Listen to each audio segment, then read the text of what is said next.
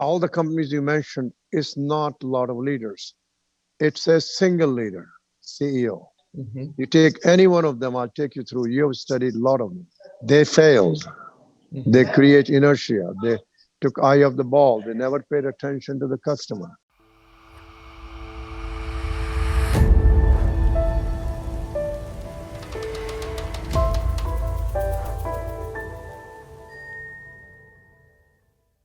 Olá, membros da plataforma Gestão do Amanhã, que é José Salibi Neto.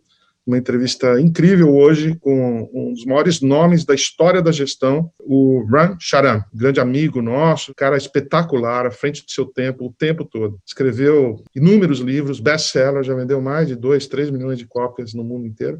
E agora ele publicou recentemente mais um livro incrível chamado The Amazon Management System, né? O sistema de gestão da Amazon, uma empresa que não para de crescer, e ele conseguiu decifrar o sistema de gestão, que é um exemplo para qualquer empresa dessa nova economia.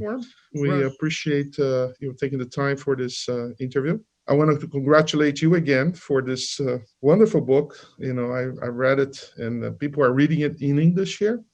So let's talk about the ideas. Tell me about how did you came about this book? Why did you write it? Yes, first, I'm very honored to be with you and communicating to the friendly people of Brazil.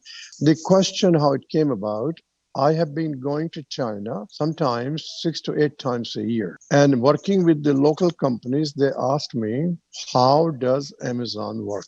And one client of mine asked me, why don't you write a book? So my interpreter, her name is Julia Yang, and she said, we need to do this. So that's how this book came about. And the largest publisher of China came to see me and said, we like you to do this book and we'll publish it. Wonderful, wonderful. It's an amazing.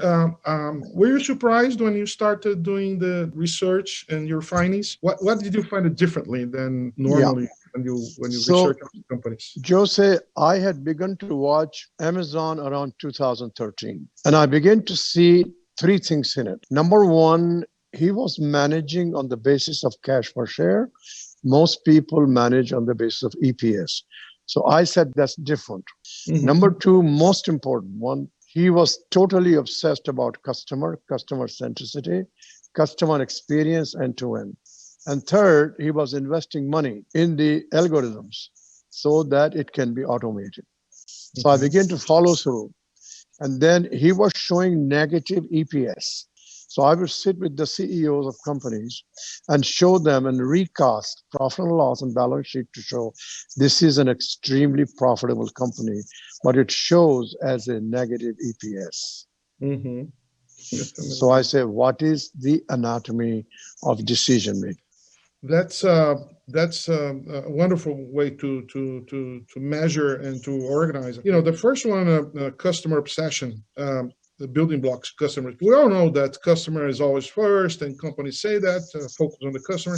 But what is different about Amazon? Yeah, we all talk about customer, but it is inside out.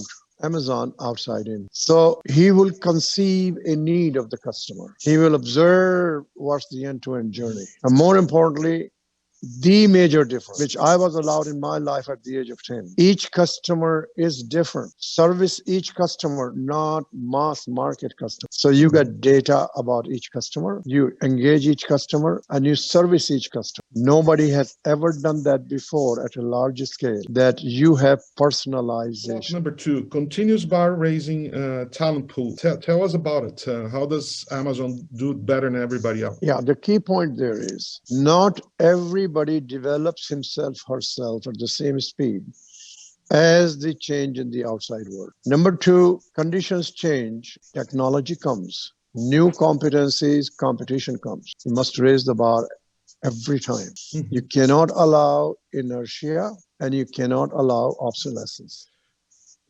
Building block number 3, artificial intelligence powered data metric system. What did you find there, Ram? Yeah, the key point is that they have figured out that creating the change in behavior and execution is to have the right metrics. That metrics is digitized, continuous, and then it's analyzed by machine learning. He was doing it 20 years ago.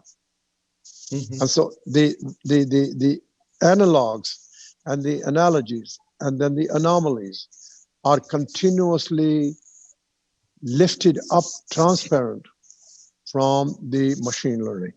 And I mean, you see all kinds of companies around the world. What do they do wrong? They don't have it. Mm-hmm. It's intuition. They don't forecast. This company does. Analog, the algorithms forecast what's coming. What block number 4? Yeah. Groundbreaking innovation machine. How can you have an innovation machine in a company with 1 million employees? Yeah, key point. So they have a system inside to receive ideas. And in those ideas, they filter it and they allow a lot of experiments. The key is that if you have an idea, you have to be what they call single thread. Mm-hmm. That means you're going to get 2 or 3 people full time on it. Mm-hmm. You will do nothing else. And then it goes through the gatekeeping to fund. You know, one of the things we found here in our research is that to be in physically in the same place where the day-to-day operations and innovation don't work very much. What does Amazon do regarding that? See, the innovation is perceiving a customer need and work backwards, not the other way around. And second, he thinks 7, 8 years out, where he says there's no competition. We will take the risk. What will be needed 7, 8 years out? Block number 5, high velocity, high quality decision making. What did you find there, Ram? 3 layers. Companies have 10 layers. The span of control is not an issue because transparency of data. Because 3 layers. If you need human interaction, you go direct. And how are they being able to put that in a very organized system of decision making? Because decisions can be different all the time. You know, one problem is not the same. So how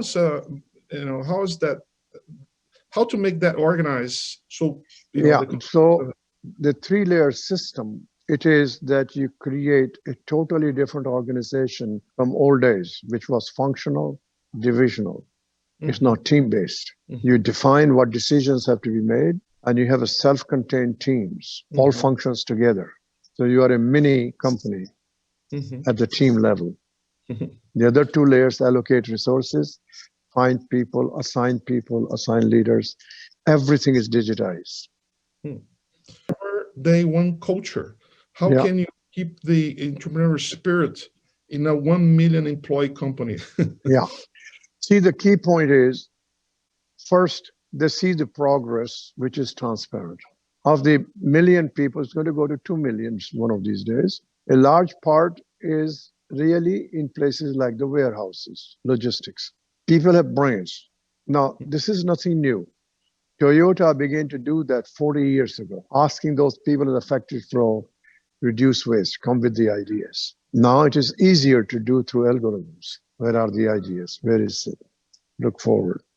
But the major part is in the top three layers. What is the new customer need? What could the customer be surprised and will make his life cheaper, better, faster, end-to-end experience? And to create the forever day one culture, I mean, we see that the payment system for Amazon, they are more like in the low salary and more stock option kind of thing. What do you think about that? It's a private equity driven. That is, every one of us will get $160,000 a year. We know your market value of Mr. X is different from market value of Mr. Y. So we will compensate that on the basis of stock. After 40 years, you get a part of stock if you do certain things. So you collaborate with each other because the salary is the same. You must meet your milestones of tasks, but you don't worry about short term. You work cumulatively 40 years. Your work that accumulates your stock options or stock reward. So you're building long-term mindset with short-term milestones to achieve. And a lot of people want their high salary. How do you work with that? I mean, talent may work. They want to huge signing bonuses and high salaries. How do you do that when you have You see, the pot of gold through stock is huge, and they cannot have psychologically which way. They don't want to recruit them. That's wonderful, Ram. What do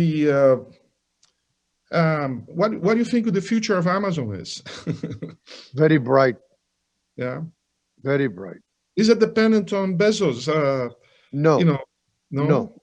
I predict that he will become chairman of the board if Congress harasses him. He's got the right people to run it. He will still control by being at the board as chairman, and he can do some other things. He has other interests. Sure, rocket companies and Absolutely. It's very clear to me either Jeff Wilkie or Andy Jassy or Dave Clark. He's got people who can succeed him. No doubt in my mind. The final question here is about the leadership. What are the new skills that leaders should develop to not, fall into the trap of, Nokia and BlackBerry and Polaroid and so many companies that have been, have lost their way. Even the ones that are alive, like Xerox and Motorola. What are the new skills, in your judgment, that need to be developed by leaders, and if business schools are teaching that? So it is which traits are more important, which skills are more important, and then they are conditioned for the tapestry of the external change. This tapestry today is digital driven, use of mathematics. More importantly, customer got the power. So mindset change. Know your customer. Go see it. Get data. Yes, you have intuition. It has to be fact-based. All the companies you mentioned is not a lot of leaders. It's a single leader, CEO. You take any one of them, I'll take you through. You have studied a lot of them. They failed. They create inertia. They took eye of the ball. They never paid attention to the customer. They didn't pay attention to the technology. Go to the basics. The root of success is the basics. Which basics? They change over time. Ron, thank you very much. You're an amazing, great shape. I'm honored of your friendship and relationship for so many years. And let's keep going. I cherish our friendship. Also, Jose, thank you. Thank you very much. Thank you, Ram. Thank you very much, Ram. Have a great day. Bye-bye. Bye-bye. You too.